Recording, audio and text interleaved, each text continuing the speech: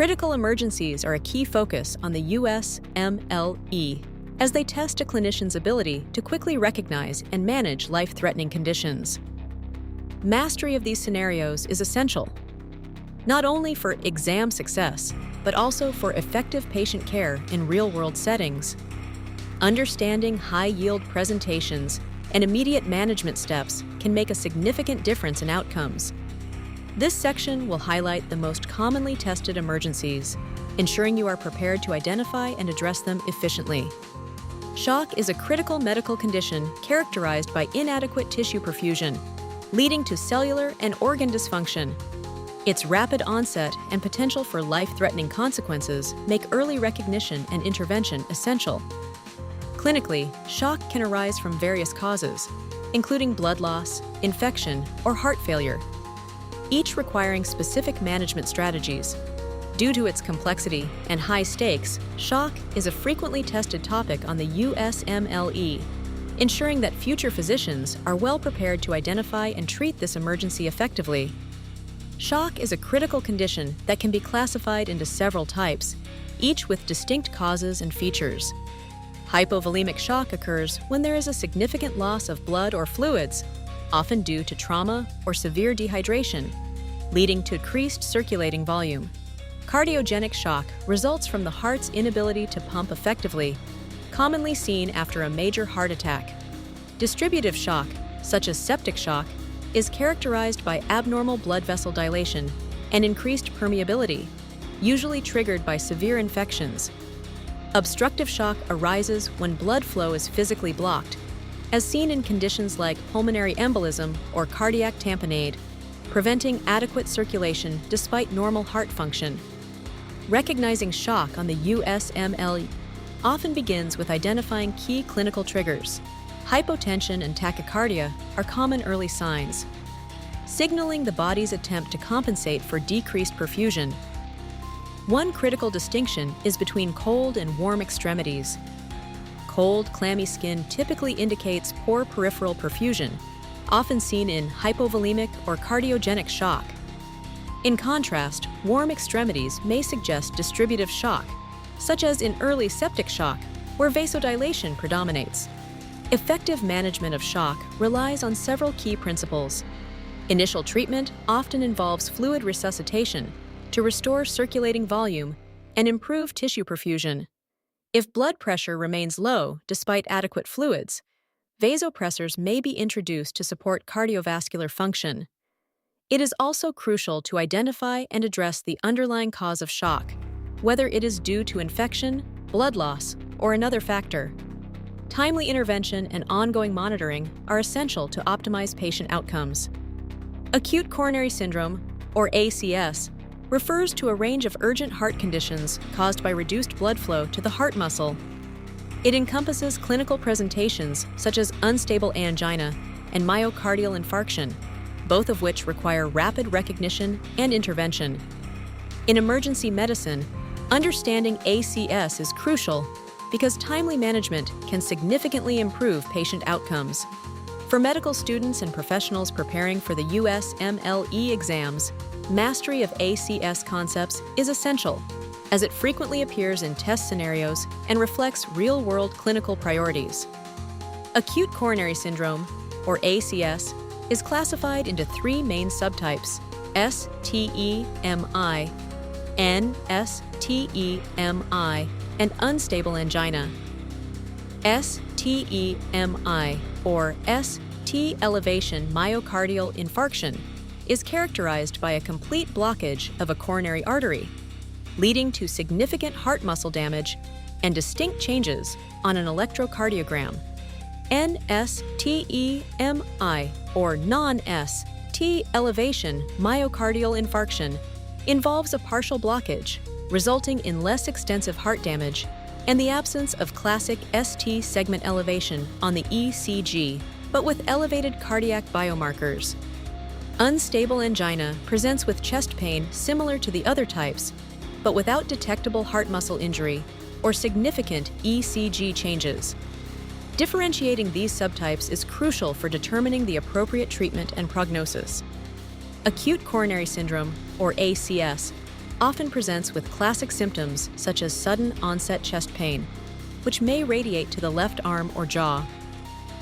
Patients frequently describe the pain as pressure-like or squeezing in nature. Key laboratory findings include elevated troponin levels, indicating myocardial injury, and sometimes increased creatine kinase MB. Other important buzzwords include diaphoresis, shortness of breath, and nausea. Recognizing these hallmark features is essential for prompt diagnosis and management. The management of acute coronary syndrome follows a structured, stepwise approach to ensure optimal patient outcomes. Initial therapy often includes the MONAB protocol, which stands for morphine, oxygen, nitrates, aspirin, and beta blockers. These interventions help relieve symptoms, improve oxygen delivery, and reduce the heart's workload. However, while MONAB addresses immediate needs, the definitive treatment for many patients is percutaneous coronary intervention, or PCI, commonly known as angioplasty. PCI restores blood flow by mechanically opening blocked arteries, significantly reducing the risk of further cardiac damage. A stroke is a critical medical emergency that occurs when blood flow to the brain is suddenly interrupted. This disruption deprives brain cells of oxygen and nutrients, causing them to begin dying within minutes. The phrase "time is brain" underscores the urgency of recognizing and treating stroke symptoms as quickly as possible. Every moment of delay can lead to more extensive brain damage and a greater risk of long-term disability. Immediate medical intervention is essential to improve outcomes and save lives. Strokes are broadly classified into two main types: ischemic and hemorrhagic.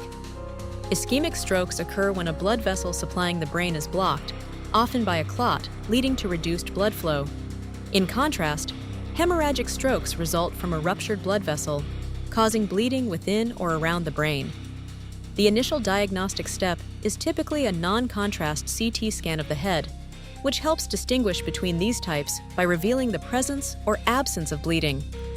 Accurate and prompt identification is crucial, as treatment strategies differ significantly based on the stroke type. Effective stroke management begins with rapid assessment and early intervention.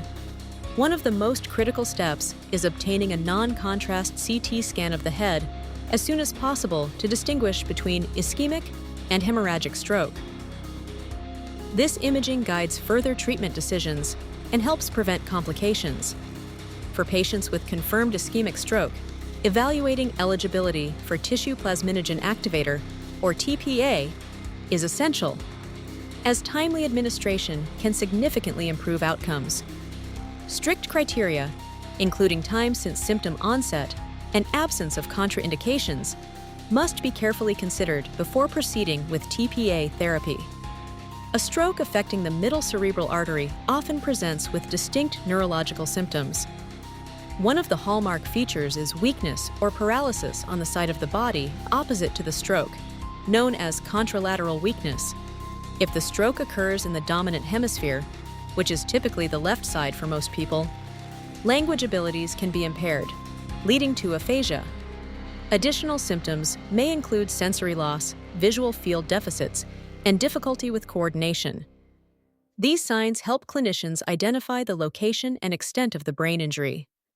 Pulmonary embolism often presents with sudden onset symptoms such as shortness of breath, chest pain, and sometimes coughing up blood. These symptoms can appear abruptly and may be accompanied by a rapid heart rate or a feeling of anxiety. Certain risk factors increase the likelihood of developing a pulmonary embolism, including recent surgery, prolonged immobility, cancer, or a history of blood clots. Other predisposing conditions include obesity, smoking, and inherited clotting disorders. Recognizing these signs and risk factors is crucial for timely diagnosis and treatment. The management of pulmonary embolism begins with prompt anticoagulation to prevent further clot formation. Heparin is commonly used as the initial treatment, either as unfractionated heparin or low molecular weight heparin, due to its rapid onset of action.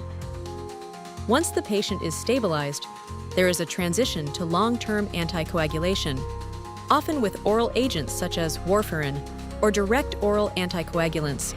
The duration of therapy depends on the underlying risk factors and whether the embolism was provoked or unprovoked. Careful monitoring and adjustment of medication are essential to balance the risk of recurrent clots against the potential for bleeding. Anaphylaxis is a severe, life-threatening allergic reaction that requires immediate recognition and intervention. Its hallmark clinical features often include sudden onset of symptoms such as difficulty breathing, swelling of the face or throat, and a rapid drop in blood pressure. Other signs may involve hives, flushing, or gastrointestinal distress.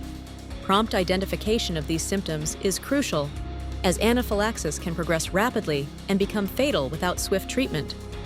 In the immediate management of anaphylaxis, time is of the essence. The primary and most critical intervention is the prompt administration of intramuscular epinephrine. This medication rapidly counteracts the severe allergic reaction, helping to restore normal breathing and stabilize blood pressure. Delaying epinephrine can lead to worsening symptoms and increased risk of life-threatening complications. Therefore, it is essential to recognize anaphylaxis early and administer epinephrine without hesitation. When facing emergencies on the USMLE, it's crucial to remain calm and apply effective prioritization strategies. Focus on identifying the most immediate threats to life and selecting interventions that address these first. Many exam questions are time-based, requiring you to quickly determine the next best step in management. Pay close attention to details that indicate urgency, such as unstable vital signs or rapidly deteriorating conditions. By emphasizing both time-sensitive decisions and proper management, you can navigate emergency scenarios with greater confidence and accuracy. In summary, mastering the management of critical emergencies requires a clear understanding of high-yield concepts and rapid decision-making. Prioritize recognizing life-threatening conditions, applying systematic approaches, and staying current with evidence-based guidelines. Consistent practice with clinical scenarios will sharpen your diagnostic and intervention skills. By focusing on these strategies, you'll be well prepared to handle emergencies effectively and achieve success on your exams.